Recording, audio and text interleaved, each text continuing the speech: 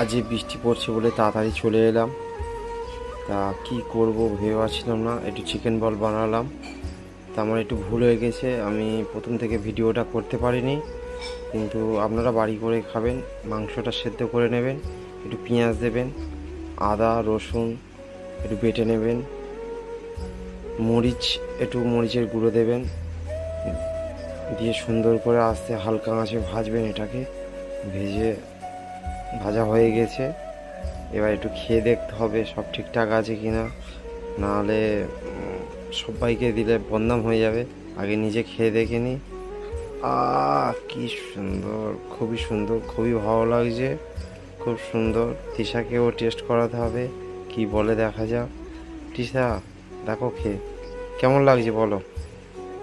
খুব সুন্দর, ঠিক আছে। চম্পাকেও একটু খাওয়ালাম, চম্পা বলো কেমন লাগছে। খুব ভালো লাগছে।